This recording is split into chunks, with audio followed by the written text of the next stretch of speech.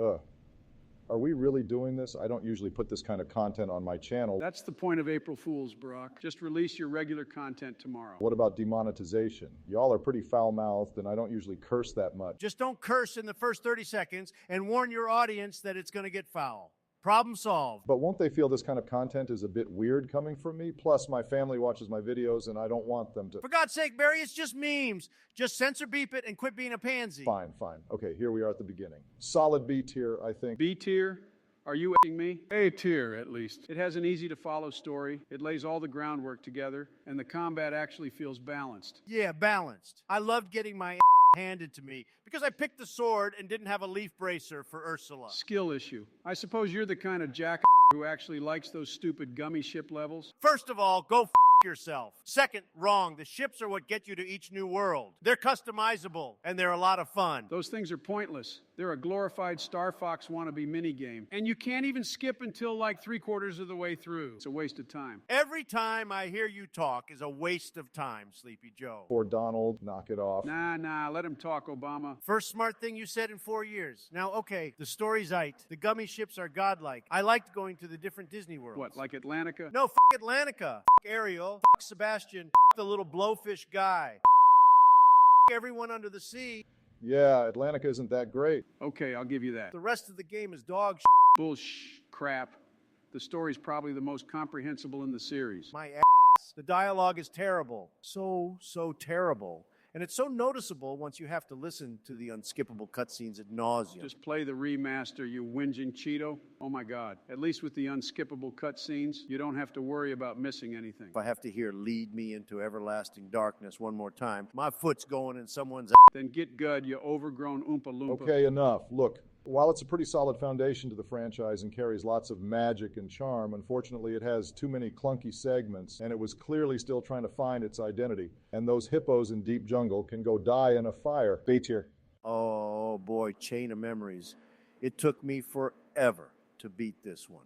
I want to play a beat 'em up, not Nomura's crappy version of Yu-Gi-Oh! Meets Dominion. I cannot begin to tell you how many tries that part at the end of Monstro took. Well, maybe you would have beaten it earlier if you actually tried to learn it instead of just belly aching on GameFAQs all day. Look, the problem isn't that it's hard to learn. The problem is that it falls apart once you do. You can cheese the whole game just by spamming Sonic Blade and Lethal Frame. Why even bother increasing your HP when everything dies so quickly? Yeah, but at least the story was still good. Yeah, if you like to play through a memory-flavored retread of the first game. Shut up, Don. You can play as Riku, and his story is pretty cool. Ooh, retreading a third time, but emo-flavored. My favorite. Try a better argument, Sleepy Joe. Donald, I have to ask, did you even pay attention to the story? It was all about how Sora was getting manipulated in Castle Oblivion. It's actually quite a dark and compelling subversion for a genre that usually tells you to listen to your heart and instead actually emphasizes caution, that your feelings can lie to you.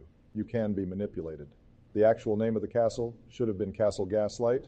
The amount of warning signs you can take away from this story and apply to actual psychology shows they really did their homework. Ooh, it's so important and psychological. It's a Disney FF game. Touch grass. Ignore him, Barack. The story's great. We got Riku coming to terms with his actions as a villain in the previous game. Then he has the exact same arc in 2 and 3D. So that's those games. This is this one, which also introduces the organization. Yeah, the guys that completely ate the plot. So much for having Final Fantasy in this Final Fantasy Disney crossover. Come on, Don. The Final Fantasy characters only appeared in like 2 worlds in the original game. It's not like they were all that important to begin with. Did everyone only play the remake? The GBA version lags to hell and back every time you do anything that hits multiple enemies. All right, yeah, not even I'm going to defend that. Though I always found it weird that Haley Joel Osment had the older Sora voice in Recom. So freaking weird hearing him hit puberty overnight. Overall, good story, but the gameplay was way too exploitable, C tier. Okay, now we get to 2. About time. I don't know what drunk thought about all that 1.5, 3.1415, whatever bullshit, but they probably shouldn't drive home tonight. It's called filling in the blanks, Donnie. Yeah, well, they did a bull crap job because no one could follow any of it. And now we get to 2. I heard you the first time. Okay, KH2, easiest S tier of my damn life. As much as I'd love to be a hipster about this, it's no use. The Disney worlds, new and old, went so ham. And they actually made them story relevant, too. Both Space Paranoids and Timeless River serve a purpose in the overall plot. Is it overrated? Maybe, but sometimes things are popular for a reason. Oh yes, no denying it's great. However, there are annoyances in each aspect of the game, like some spells being OP, and Don't use them.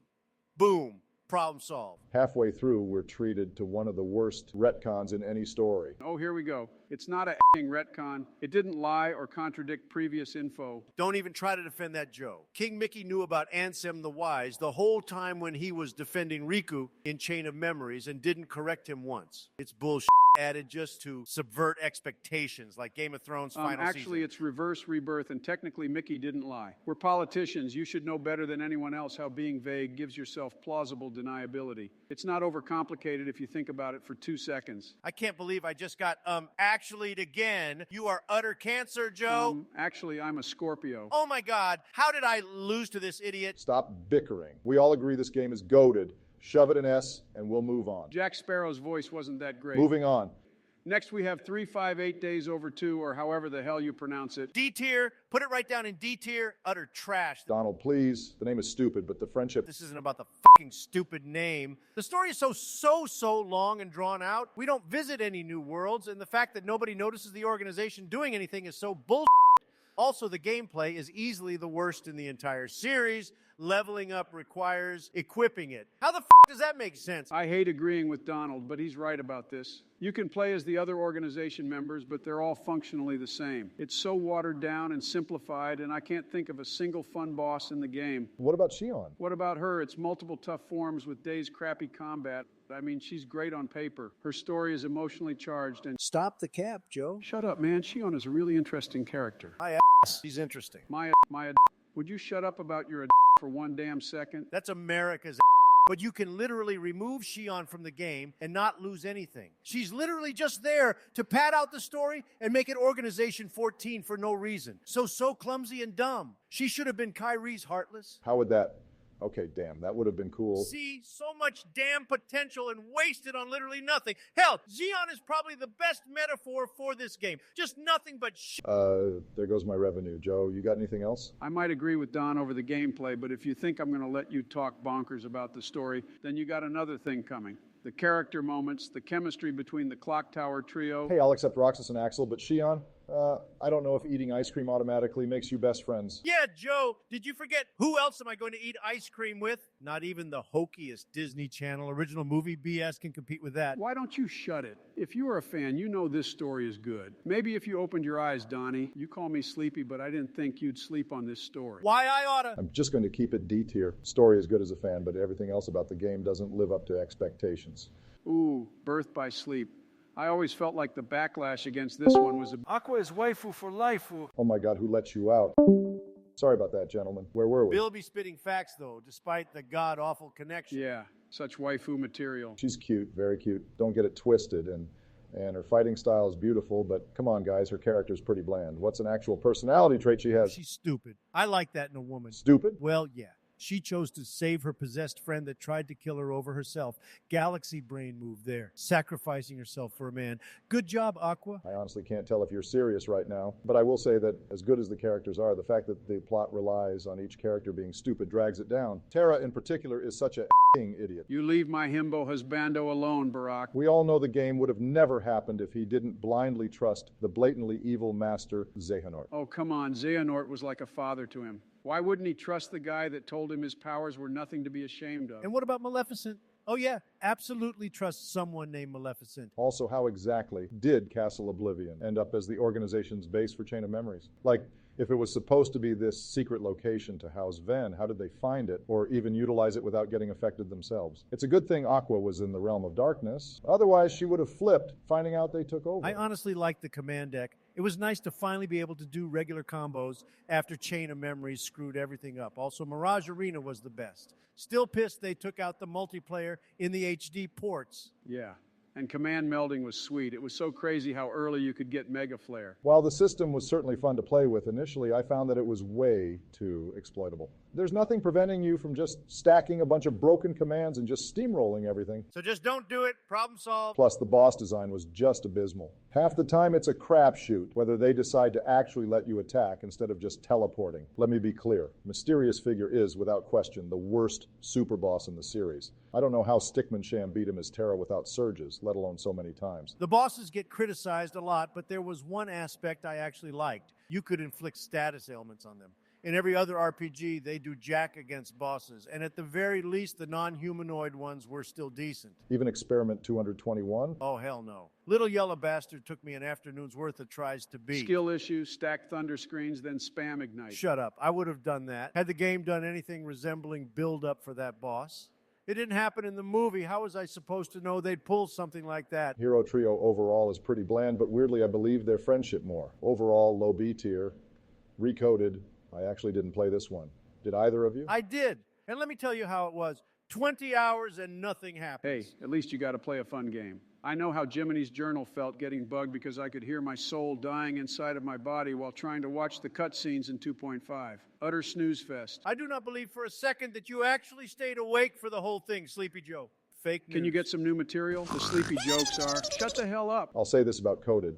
It has better gameplay than Birth by Sleep. Your Keyblade combos actually do damage, and they combo really well with the command deck. The command deck doesn't offer the same variety as Birth by Sleep, but it is much more balanced and fun to use. Gameplay means crap when you are doing yet another KH1 Disney retread. I'd rather listen to one of Joe's stories from his childhood. Oh, that reminds me of the first time I used a computer back in the heyday of 1972. I saw one at my local bodega and asked, "What the hell is this?" And the bodega owner, a man by the name of Frank, but everyone called him Bill, said, actually, why he was called Bill was an even better story. So back in 1954... Oh, God, kill me now. Barry, just drone me. While I do think the gameplay is improved upon from BBS, they waste it by forcing you to do a new gameplay gimmick every world, from a rail shooter to a 2D platformer to a forced reverse escort mission. You better not talk crap about the RPG system in Olympus. That was OG Poggers. Yes, the turn-based system was fun. But I didn't get an action game to spend a few hours grinding away in a turn-based dungeon.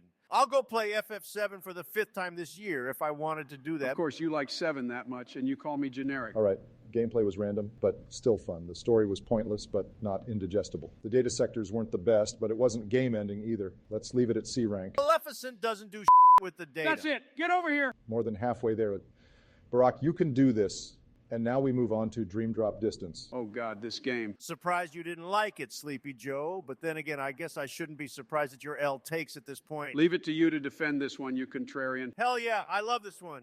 I get to LARP as Sleepy Joe walking upstairs with the drop system. Fantastic game. The best S tier. Donald, be serious. Dropping is a stupid gimmick and annoying as hell when it interrupts combat. True. DDD has its flaws, but you cannot deny the other gameplay improvements. Flow motion is so unbelievably fun, and it made exploring all the new worlds a roller coaster, especially the Fantasia world. Oh yeah, baby, that world was lit. Don't say lit. It sounds weird when you say it. And then there's the amazing depth of the Dream Eaters. And people call me senile. You out of your goddamn mind? Grinding over glorified Tamagotchi minigames to gain abilities is depth to you. That was stupid, and everyone knows it. Besides, we all know you just shut the hell up, Trump. What? I'm just LARPing as you, Sleepy Joe. It's fun. You would abuse that dated meme like the way you spam that OP Balloonga all over the place. If it's too OP, then just don't use it. Simple as that. Complain about something that actually matters. Like how we don't get to fight Frollo. The way they handled the story of Hunchback was dog shit. The way they handle every Disney story is dog. Why is this so special? It's Hunchback. You don't with Hunchback. Yeah, that was a terrible boss fight. Didn't a YouTuber a while back sing a parody about how bad it was? Yeah, I saw that. It was pretty cringe. Absolute cringe. Cringe as hell. That was 9 years ago, so it was under YouTube. Thanks, Obama. Oh, we're starting up that again, huh? Lay off my homie. For the love of Beyonce, never say homie. D again, Joe. And then there's the big twist of nobody's having hearts. Oh, here we go with that. Joe, are you going to defend every bad story beat in this series? I know it's hard for you idiots, but use your brains. This has been foreshadowed since Chain of Memories. All nobodies clearly felt emotions despite not having hearts. It's your own damn fault for trusting everything a bad guy tells you. Yen Sid told us they don't feel emotions, dipshit. Only one Keyblade wielder? Fake news. Ansem's the villain? Fake news. Xehanort's a bad guy? Fake news. Can't trust a damn thing the game tells you. They're called plot twists for people who don't go to the Cinema Sin School of Critique, you pretentious baby. Doing that once or twice is fine, Joe, but it's getting tiring. It's hard to get invested or care if established details are just going to get contradicted 2 games later. Very frustrating story developments and annoying gameplay gimmicks really hurt this one for me. D tier. Half of what you just said was wrong. For once, we agree. So did anyone here actually play this, let alone up to its ending? Hell no, I can't stand mobile. We finally get the game with the big foreteller backstory, and it's just pay to win BS. While I certainly disagree with the direction that the gameplay went in, I can't say that it's a poorly made game. I still had fun with it, though definitely not as much as the console games. And honestly, I think pay to win has lost all meaning with how overused it is. Yeah, it's not pay to win. It's pay to skip a friggin' eternity of grinding. Apparently, they even nerfed the only good medals from the Japanese version. It's Final Fantasy record keeper all over again. To be fair, at least the story was decent, provided you just look up the cutscenes. And skip literally everything that's a Disney World. I love Disney like the red-blooded American I am, and this game managed to have the least relevant Disney Worlds. I mean, if the point was to learn about the Foretellers and the Keyblade War, why do we spend so much time in Agrabah? Seriously, we wasted getting a Wreck-It Ralph world. Don, the Disney Worlds have always been part of the experience. I unfortunately can't say I agree with you there, Joe. While this is ultimately a Disney crossover, Unchained/Union/Unionix was supposed to be about the backstory.